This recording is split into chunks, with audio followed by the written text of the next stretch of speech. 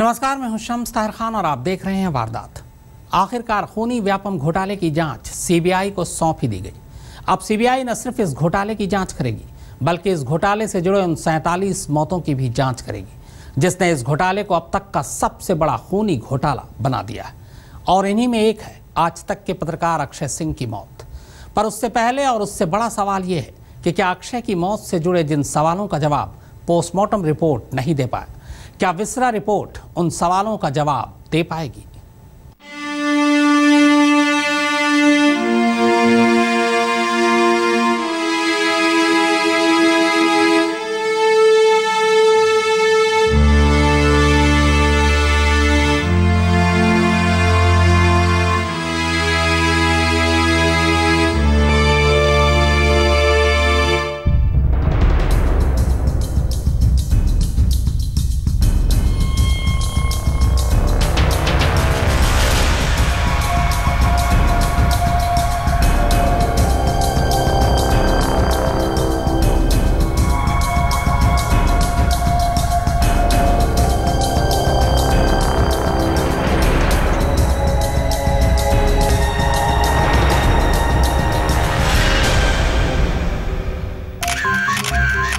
Postmortem report कुछ बता नहीं रहा और विसरा रिपोर्ट महीने भर से पहले आनी नहीं है। रिपोर्ट आ भी गई तो भी अभी यह कह पाना मुश्किल है कि विसरा रिपोर्ट सचमुच अक्षय की मौत की पहेली सुलझा देगी। ज्यादा दूर जाने की जरूरत नहीं है, सुनंदा पुष्कर की ही मौत को ले लीजिए। मौत की वजह विसरा रिपोर्ट पर ही अटकी है और देश के तमाम टॉप फॉरेंसिक एक्सपर्ट्स और एफएसएल पहले ही कह चुके हैं कि उनके पास वो सुविधा या तकनीक ही नहीं है जिससे ये पता लगा सकें कि सुनंदा अगर जहर से मरी तो जहर कौन सी थी और कितनी मात्रा में दी गई। उनके हाथ खड़े करने के बाद ही सुनंदा का विसरा जांच के लिए एफबीआई लैब अमेरिका भेजा गया है।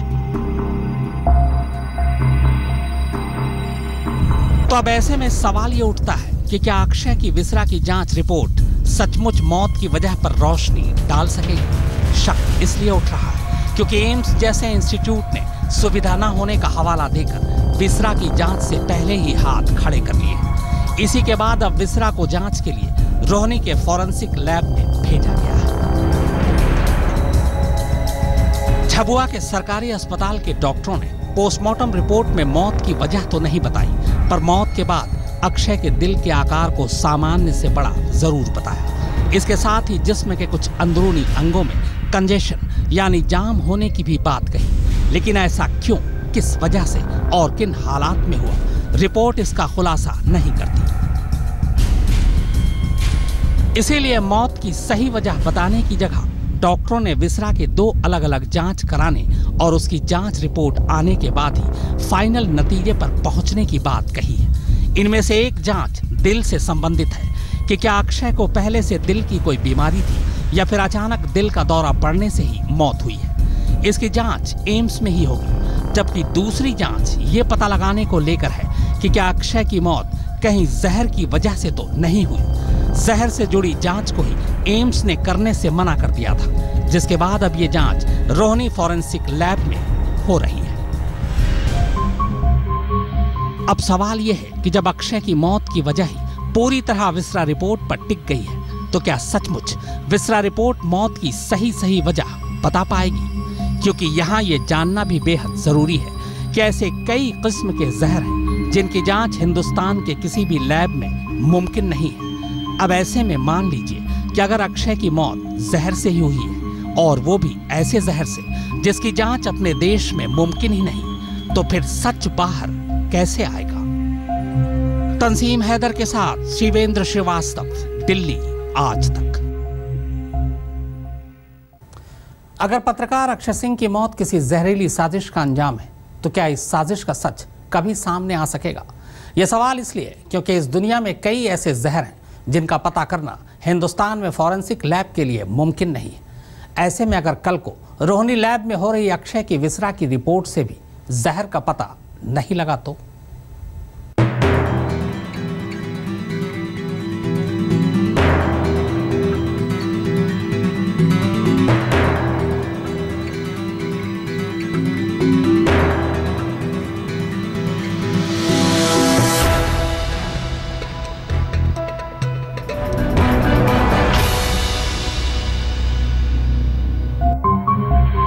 जहर के ये वो 6 किस्म हैं जिनके बारे में विसरा रिपोर्ट में सही कुछ कहा ही नहीं जा सकता।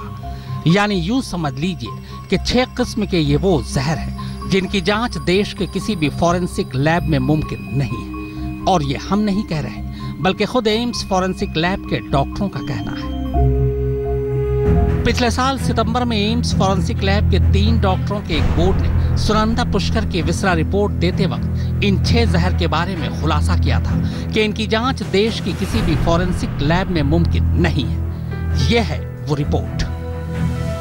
एम्स की इसी रिपोर्ट के बाद दिल्ली पुलिस ने शशि थरूर की पत्नी सुनंदा पुष्कर की विसरा को जांच के लिए अमेरिका के फेडरल ब्यूरो ऑफ इन्वेस्टिगेशन यानी FBI के लैब में भेजा है। वहां से रिपोर्ट आने का अभी इंतजार है। अब ऐसे में जाहिर है ये सवाल उठना लाजमी है कि अगर अक्षय की मौत आम मौत नहीं है और अगर उसे वाकई जहर दिया गया है तो क्या रोहिणी फॉरेंसिक लैब में जांच से उसका खुलासा हो पाएगा या नहीं। ऑफ द रिकॉर्ड बात करने के दौरान खुद डॉक्टरों का कहना था कि विसरा रिपोर्ट में बहुत सारी बंदिशें होती हैं, इसीलिए जहर और जहर के किस्म के बारे में कहना मुश्किल होता है। हालांकि दूसरा सच ये भी है कि एम्स में विसरा की जो दूसरी जांच हो रही है वो भी मौत की वजह बता सकती है। एम्स में जारी जांच से ये पता चल सकता है कि क्या सचमुच अक्षय की मौत दिल का दौरा पड़ने से हुई और क्या अक्षय को पहले से दिल की कोई बीमारी थी या फिर सब कुछ अचानक हुआ। एम्स के सूत्रों के मुताबिक दिल से जुड़े जांच में कोई दिक्कत नहीं है, मगर फिर भी मौत की सही वजह सामने आए इसके लिए दोनों जांच रिपोर्ट का पहले सामने आना जरूरी है। उधर मेडिकल साइंस और खासकर टॉक्सिकोलॉजी यानी जहर विज्ञान की बात करें तो अक्षय की मौत जिन हालात में हुई उसे शक के दायरे से बाहर नहीं किया जा सकता है। एकोनाइट, पीली कनेर, सफेद कनेर, जेडिटेलिस पर्क्यूरा जैसे कई पौधे और वनस्पतियां हैं जिनका इस्तेमाल खाने पीने में जहर के तौर पर किया जा सकता है। आमतौर पर इसे किसी चीज में मिलाने पर उसे खाने पीने वाले को इसका पता ही नहीं चलता और आधे घंटे से लेकर 2 घंटे के दौरान जान चली जाती है। इन जहरों से आमतौर पर हार्ट फेल भी होता है, मुंह से झाग निकलता है और हाथ पैर अकड़ जाते हैं। अक्षय की मौत भी कुछ ऐसी ही हुई थी।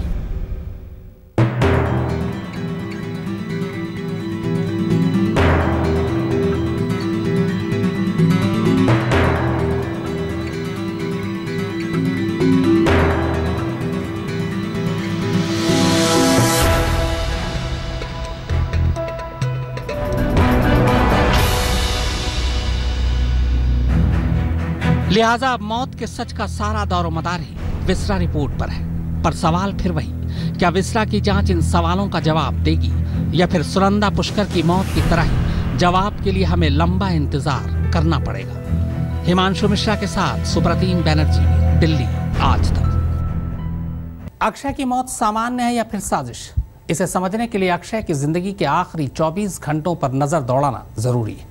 अक्षय मौत से बस मिनट भर पहले तक बिल्कुल सामान्य थे, न तबीयत खराब थी न ही कोई दूसरी परेशानी। तो क्या आखिरी घड़ी में कुछ ऐसा हुआ जिसने अक्षय की जान ले ली या फिर सचमुच दिल का दौरा पड़ने से ही मौत हुई?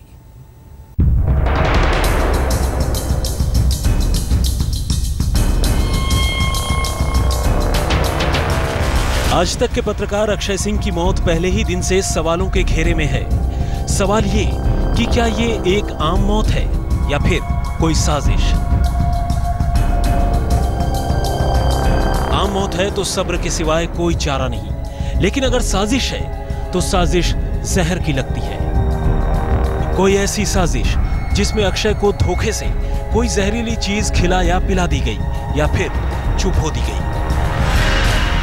कहने का मतलब यह कि चुपके से कोई जहर अक्षय के जिस्म में पहुंचा दी गई और अक्षय को पता ही नहीं चला। तो क्या यह कोई स्लो पॉइजन भी हो सकता है जिसका असर देर से हुआ? ऐसा होने और न होने की संभावनाओं को समझने के लिए अक्षय की जिंदगी के आखिरी 24 घंटों पर गौर करना जरूरी है।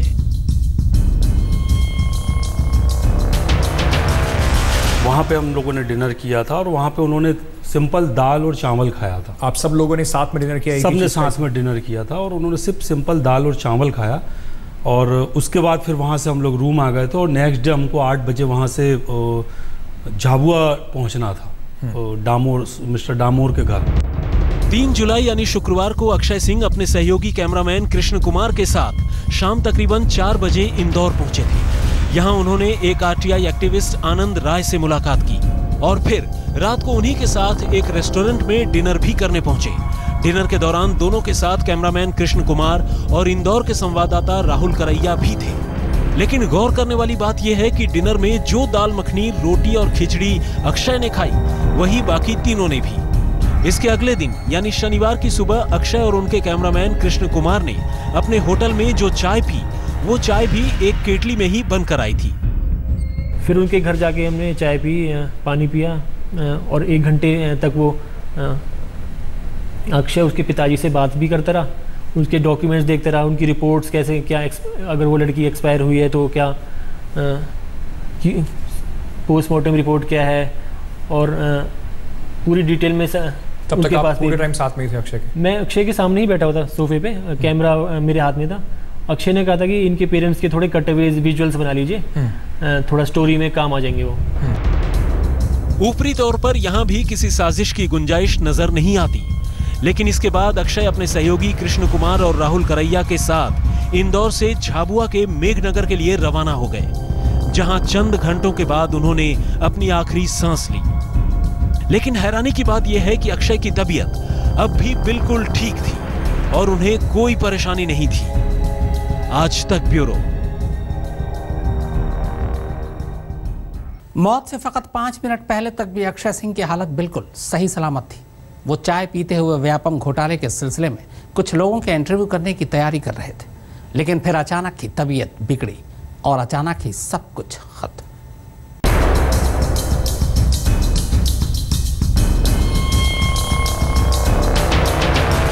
व्यापम घोटाले की रिपोर्टिंग के सिलसिले में अक्षय सिंह अब रहस्यमयी तरीके से मारी गई घोटाले की आरोपी नम्रता दामोर के घर झाबुआ पहुंच चुके थे। इससे पहले नाश्ते में उन्होंने रास्ते से खरीदे गए केले खाए थे, लेकिन यही केले उनके साथी कैमरामैन कृष्ण कुमार और सहयोगी राहुल करैया ने भी खाए। जाहिर है अब भी अक्षय की तबीयत बिल्कुल ठीक थी। नम्रता के घर में चाय बनकर आई, सभी को एक ही ट्रे में रखकर चाय परोसी गई, लेकिन चाय पीने के ठीक 20 मिनट बाद अचानक कमरे में मौजूद लोगों ने अक्षय को बहुत तेज आवाज के साथ अपना गला साफ करते हुए सुना।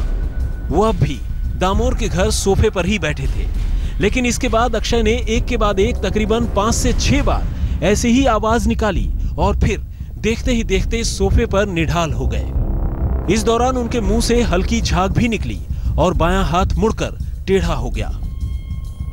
मुंह से बड़ी तेज मतलब सांसों की हवा से बाहर की तरफ करने लगा। उसका जो होठ है वो हड़बड़ाने लगे, ऐसे करके हड़बड़ाने लगे। वो अंदर का जो स्लाइव होता है, थूक होता है, वो हवा की वजह से बाहर आ रहा था छींटों के तौर पे। पहले तो हमें लगा कुछ बलगम का कुछ कर रहा है, बलगम है शायद इसको, पर फिर ज़्यादा देर तक करने लगा। फिर उसका हाथ जो है, हाथ ये वाला हाथ ऐसे मुड़ गया अपने आप ही, ऐसे करने लगा और उसका चेहरा थोड़ा चेंज हो गया। तब हमने सोचा कुछ गड़बड़ है, ये कुछ नॉर्मल नहीं है। मैंने उसको पकड़ा, मैंने कहा पानी लेकर आओ, जल्दी पानी लेकर आओ। ये राहुल भी था मेरे साथ, पानी लेकर आए उसका भैया अंदर से। हमने पानी पिलाने की कोशिश करी, लेकिन पानी वो नहीं पाया। सब सन्न हो गए कि आखिर अक्षय को ये क्या हुआ। अभी तो अच्छे भले बात कर रहे थे। फौरन अक्षय को उन्हीं की गाड़ी में अस्पताल पहुंचाया गया, लेकिन एक के बाद एक 4 अस्पतालों में उन्हें मुर्दा करार दिया गया। दामोर के घर से पहले अस्पताल तक पहुंचने में अक्षय को बमुश्किल 5 मिनट लगे होंगे, लेकिन इस अस्पताल के डॉक्टरों ने भी अक्षय को ब्रॉड डेड करार दिया। डॉक्टर भागा हुआ आया, उसने देखा गाड़ी में बेहोश से बंद, मतलब जो भी है, उसने वो अपनी उस पल्स चेक करी है उसके जो उंगलियों में कुछ वो लगा के, स्टेपलर टाइप लगा के। उसने कहा इसमें तो पल्स बंद है इसकी, तो ये तो इज नो मोर, हिंदी में बोला नहीं है, खत्म है। तो मैंने कहा डॉक्टर साहब ये आपको गाड़ी में वैसे पड़ गया, कैसे पता पड़ गया? आप इनको ले जाइए ना हॉस्पिटल में, शॉक वगैरह दीजिए, कुछ तो करिए, गाड़ी में नहीं आप पूरा इलाज बता रहे हो। उसके बाद जो है फिर कहता है आप यहाँ सरकारी अस्पताल है, यहाँ अगर आप रूम में भी लिटा दो ना, हम कुछ भी नहीं कर पाएंगे, हमारे पास कुछ है ही नहीं इलाज करने के लिए। वो बहुत यंग सा लड़का था। डॉक्टर उन्होंने बोला कि कोई पल्स वगैरह नहीं है, तो हमने कहा हाँ पल्स, उन्होंने कहा पल्स नहीं है, ही इज नो मोर। यानी अक्षय दामोर के घर या फिर अस्पताल के रास्ते में ही मौत के आगोश में समा चुके थे। लेकिन आखिर ऐसा हुआ कैसे? आज तक ब्यूरो। तो वारदात में फिलहाल इतना ही, मगर आज तक पर खबरों का सिलसिला लगातार जारी।